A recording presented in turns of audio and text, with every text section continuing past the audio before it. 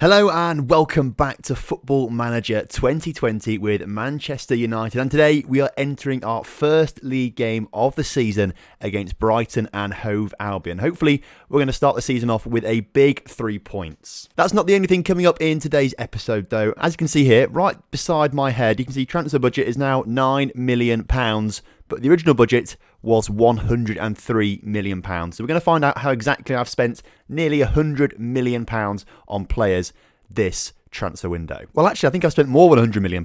We've sold a couple of players as well and got some money from loans and things like that. So actually, I've spent more than £100 million on players. So look forward to that. First of all, I just want to say a massive thank you to everyone who's watched the FM20 videos so far. It's gone down really well, like better than I expected. There's been more views, more people subscribing, more comments, just everything more than I thought there was going to be. So thank you ever so much for your support over these first couple of videos. Hopefully you'll keep carrying on with this save, and then when we get to the full release, you'll be really excited for that one as well. Also, a big thank you to everyone who has taken part in the hashtag TomFM20k. I think that's what we're going to go for officially. Hashtag TomFM20k. Thank you ever so much to everyone who signed up for that. Everyone who's entered the giveaway so far. There's almost 100 entries so far, which is mental. And if you've not entered yet, there's a link down in the description. You can enter to win a copy of Football Manager 2020. As soon as we hit 13,000 subscribers, what we'll be doing is we'll be announcing the winner and then starting a brand new giveaway to release at 14,000 subscribers, because we're trying to get 20,000 subscribers before 2020 comes around. That's the big goal. That's the big aim. It's massive. We might not get there, but with your help, I really think we can. So continue sharing, continue commenting, continue liking, continue entering into the competitions, and I think we'll get there. There is one final thank you to make, and that thank you is to Alex Smith, who is the newest Patreon. If you're not aware, I've also got a Patreon, which I sort of rebooted for FM20. So get yourself down in the description. There's a link to that to go and check it out. And if you're interested, sign up to the Patreon. For those of you who are on the Patreon already, I'll be making a post on there in the next few days, sort of explaining how some of the stuff is going to be working in the very near future and giving you a few sneak previews of what is to come. So look forward to that one, you Patreons. Anyway, into the meat of the episode, and I suppose I can't delay it any further. Let's go and have a look at the players that we've brought in to bolster this Manchester United squad.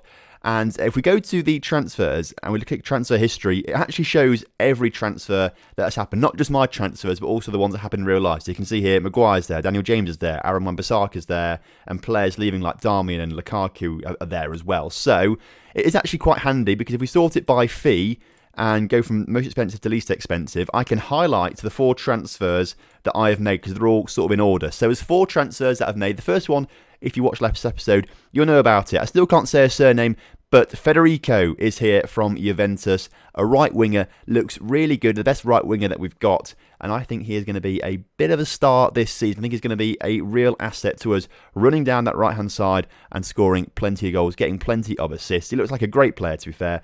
Hasn't really shone the most at Juventus, who are called Zebri in this game because of licensing issues. We'll sort this out. I have not got logo packs or name packs or anything yet, just because it can be a little bit buggy in the beta from past experience and what people have said to me before. So we might put them in at some point, because I think they are better than they have been. But just for now, I'm leaving all that kind of stuff out. So for £41.5 million, Federico was the biggest transfer that we bought in over the summer period, but he was closely followed up by Leon Gosteka from Bayern Munich. Now, we needed some more midfielders, and Gosteka was available for quite the cheap price, I thought. So I thought, for a player of his quality, of his young age, as a box-to-box midfielder, let's bring him in and see what he can do. Now, I think you'll know about Gosteka. He's a very, very good player, and I think he's going to shine. Obviously played phenomenally well for Bayern Munich last season, I think, in real life. You can't quite see the stats here, but played very well after having a good few seasons at Schalke as well. So I think he's going to be a real asset to this Man United squad and sort of fills in the gaps in midfield. We've got Pogba as a great playmaker, but we needed more players in there that are a bit more solid around Pogba to try and make things work. If Gosteka isn't playing particularly well, then we've got Thomas Partey coming in for £30 million from Atletico Madrid. Now, he wasn't a player on my radar until I read the comment section of episode 1, and someone said that they signed Thomas Partey, and I was like, yes, that is a fantastic signing. So let's get Thomas Partey in. And we brought him in. Another box-to-box midfielder, but crucially can also play in that CDM position as well, which I think is quite crucial. I think we might use that a bit this season. So they're going to come in as 2 midfielders, sort of rotating with each other, and Pogba probably playing alongside them, I would say, most of the time. But he's going to be a regular starter. That's his playing time pathway. That's the new sort of style that they're going through. It's not key player first team anymore. It's star player, important player, regular starter. And Thomas Partey comes in as a regular starter. So we have to start him regularly, otherwise he will get cross with us. And the final player that I brought in, Well, it's a wonder kid. I've brought in an actual wonder kid, Christopher Ajer from Celtic, who, if I'm being honest with you, I could swear was an attacking midfielder, but he's not. He's a centre-back or a centre defensive midfielder or a centre midfielder. He's a great player, can play in defence, not attack. I don't know where I got that from, but we brought him in for £20 million, which I think is pretty decent. I'd like to confirm he is a wonder kid, but I can't see it on here. It did tell me when he signed he was a wonder kid. If we go back to like the news articles here, is the news article that he signed still there? No, it's not still there, but it said he was a wonder kid. I'm looking for this wonder kid marker. I mean, I think you know he's a wonder kid. I know he's a wonder kid. I've also just noticed he's a Liverpool supporter, so has just signed for Man United. So, I mean, that won't go down well, I don't think. But he's a professional, clearly. He wants to progress his career, and he's come to Man United to do that somehow. Either way, these are the 4 players that I've brought in, and I think they're going to do a wonderful job this season. I think they're all going to come in and have a big impact on this Manchester United squad. We have actually got rid of a couple players as well, 3 players in particular. First up is Nemanja Matic. Wolves came in for him and they said, we'll buy him for £9 million. And we said, how about a bit more than that? So we sold him for £10.5 million to Wolverhampton Wanderers. Matic, Gosteka and Partey have come in to replace Matic. So it's not really a big loss. We've got better players coming in, which I'm very happy with. And if we look down to the loans as well, 2 players have left on loan. Also to Wolverhampton Wanderers is Marcos Rojo. He's left to go to Wolves for $300k per week. So that is $3 million over the course of a season or so. And Eric Bailly has left the club because he came to me and said he doesn't think his work permit was going to be renewed or something like that. So he's gone on loan to Marseille for $500k per month, which is $5 million across the season. So we're getting some decent money from these 2 players out on loan for a season. So they are all the transfers, which I think is pretty good going. We've made some decent transfers, brought in a wonder kid as well. And speaking of wonder kids, we've got a couple of them at the Manchester United squad. So this is the development centre screen. This is the brand new screen within Football Manager that sort of shows you the development of young players. Now, apparently, Dean Henderson, who is away on loan at the moment at Sheffield United, he's a player we could potentially bring into the first team soon. However, looking at his current abilities, probably not going to replace De Gea anytime soon. So we won't worry about Dean Henderson too much. This ones to watch screen down here, though, looks pretty decent. You can see here that the top rated player is Hannibal. And again, this is a surname that I'm just not quite sure I can pronounce. Mejbri. Maybe that's easier. Maybe it is just Mejbri. I'll stick with that. Hannibal Mejbri, 16 years old, attacking midfielder. Could be better than Pogba, this is saying. So he's a player to watch, and this is what it's sort of signaling out to us that we need to be watching. 2003 he was born. 2003, that is just... it's crazy. But with 5-star potential, definitely a player to look out for, and potentially a player that we could be moving into the first team at some point to try and get some sort of use out of this youth development sort of system. Because we've only got 2 seasons here at the most at Manchester United, so this isn't really much we can focus on. Once we get into the main save with Grasshoppers, once the full game is properly out, we'll be focusing massively on this development centre and youth development. What I am a big fan of, though, is this sort of new screens up here, which tells you all about your under-18s and your under-23 squad. So if we look at this under-23 squad here, we can see that Taif Chong is 2-star current ability, but got 4.5-star potential, which is decent, and he plays in attacking positions, and we're lacking a little bit in those attacking positions. So potentially, he's a player that can be drafted into that first team, and we can start to use him a little bit if and when needed. He'll definitely make appearances in the FA Cup and the League Cup and things like that, but potentially a few in the league as well. So he's a player that I'm quite excited about that I think we could be using pretty quickly. Same sort of goes for Timothy Fosu-Mensah. I think his potential is as good as it has been in previous games, but he's pretty decent now, so perhaps he's a player we could look at alongside Brandon Williams as well. Plenty of loan offers came in for Brandon Williams. You can see he's still wanted here massively by tons of teams, but I've resisted because I want to bring him into the first team at some point to sort of be back up to Luke Shaw as and when needed. But we've certainly got a few wonder kids coming through. Definitely got a few wonder kids coming through, which I think is very exciting, and hopefully we'll get to see a few of them before we finish this save with Manchester United. But we need to get on with this save with Manchester United. So today we are facing Brighton and Hove Albion in the first Premier League game of the season. This then is the team that I think is going to get us the 3 points today against Brighton. Now, De Gea is in goal. He's not going to be replaced. He's one of the best keepers in the world on his day, so we have to keep him in the squad. He's going to be in goal, going to win his points on his own this season like he does in real life. The back line is, I'd say, a little bit shaky. We've got Luke Shaw, Harry Maguire, Lindelof and Aaron Wan-Bissaka. I wanted to get another centre-back in, and we have got Ajer in, but he's not quite the top quality one that I wanted to bring in. We were so close to bringing in, what's he called? Who was it? Thiago Silva. I don't know how I forgot that. We were so close to bringing in Thiago Silva. We had fees agreed, but when it came to the contracts, he wanted 350k per week, and I couldn't accept that. So Thiago Silva didn't come in the end. Would have been great if he did, but we couldn't afford him, basically. So we'll have to stick with this back line for now. Aya, because he's currently injured, will come back into the squad very soon, and he will probably take over Lindelof's place and will become the starting centre-back for us. Moving into the midfield, Paul Pogba is there. Now, there was calls to get rid of him, as there are in real life, but no one bid for him, and I kind of wanted to keep him, because I think in Football Manager, he is very, very, very good. So we'll keep Pogba in the team for now, alongside Gus Tekke, who's going to be starting today's fixture for us. Rashford starts on the left, Mata in the middle, and Federica, I'm still not quite sure how to say his surname. Bernadeschi, to be fair, is it just Bernadeschi? Because that's actually really simple, and I've been trying to struggle with that. I think it is just Bernadeschi. Well, that's actually a lot simpler now that I've actually looked at the name, rather than just seeing lots of letters and panicking a little bit and seeing like she on the end, thinking, oh god, that could be scary. Bernadeschi, he starts on the right wing, which is very good. And Mason Greenwood is leading the line today because Anthony Martial picked up a knock towards the end of pre-season. So in comes Mason Greenwood to try and score some goals on his Premier League debut today. It's exciting. Right then, kickoff is upon us here today for the first fixture of the Premier League season. We're at home against Brighton. Clearly this is not following the real-life Premier League fixtures because Man United took on Chelsea first this season, which usually it does.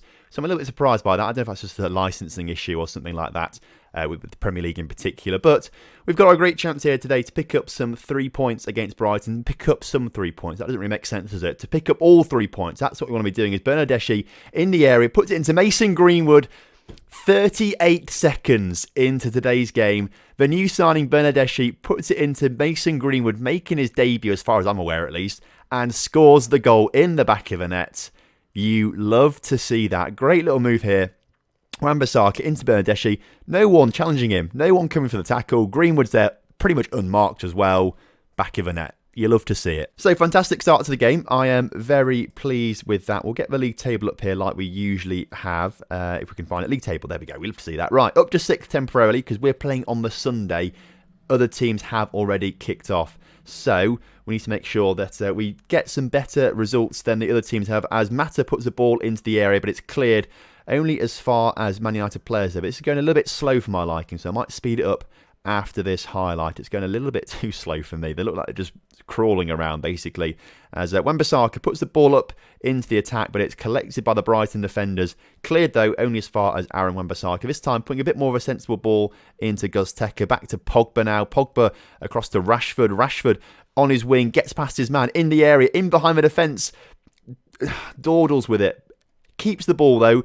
And Mason Greenwood nearly scores his second of the game following Luke Shaw's cross. So good performance so far from us, actually. I'm pretty pleased with our attacking play because if you remember the friendly from last episode, attacking-wise, we were good. But defensively, we were woeful. But in the first 20 minutes or so, we have limited Brighton to 0 shots, which I think is absolutely fantastic. I'm really pleased with that as Greenwood's been put forward by Bernadeschi. Greenwood gets his second of the game. And do we need Anthony Martial if Greenwood is going to be scoring goals like this? Wow. So this is a great ball, to be fair, from Bernadeschi all the way across to Greenwood, who was a bit open. The Brighton defence sort of leaving him open, but it's a fantastic finish from the young striker there. That was superb. Free kick for us then. This could be a decent highlight as Lindelof gets the ball and loses it to Maupay. And De Gea makes a save. And that's what I mean. De Gea's going to save us a lot this season. And that was just poor defending from us. And that's what I mean. I'm worried about our defence. I mean, I think they are good enough to be around the top 4. But I'm not sure if this defence is going to be good enough against top 4 sides, against Liverpool's, against Man City's, even against Chelsea's and Arsenal's and Tottenham's. I'm not quite sure it's going to be good enough. And that is probably where we're going to lose points this season against the top 6. I mean, if we can perform like we're performing today against Brighton, against all other teams that are traditionally outside the top 6, we'll do brilliantly as Bernadeschi hits the post and loses it on the second attempt of asking. We could have had a third goal there. Great attacking play, though, from us, which I'm really happy with. Not too pleased, though, with this complacent body language that sort of flopping around everywhere, if that's even the word to use. I'm not a fan of players looking complacent. We need to sort of get it into their heads that they need to be better than that, as Wan-Bissaka's free kick finds Marcus Rashford to get his first goal of the season. And on the 40-minute mark, we currently find ourselves 3-0 up against Brighton. Are we not top of the Premier League yet? What other results happened? I haven't really checked the results, which is probably an issue on my part, but we move up to third. Looks like Villa also won 3-0 because they're second with 3 goal difference. So they've obviously won their game 3-0. As you can see there, no goals against as well. So Aston Villa won 3-0. Chelsea, though, won 5-1. They've got +4 goal difference. So if we want to go top of the Premier League table on the first day of the season, we need to score 2 more goals without reply against Brighton in the second half. Also, let's change this up here. I'm not a fan of this bit. I like the overview. I like to see sort of the overview. That does make sense, doesn't it? That's why it's called overview, because you get an overview of what's happening. And that's what I like to see. 75,000 fans turning up for this game as well to see my first game in charge of the club. Thank you, lads. I appreciate that. Greenwood as well. What a striker he has been. But nothing happening in this second half so far.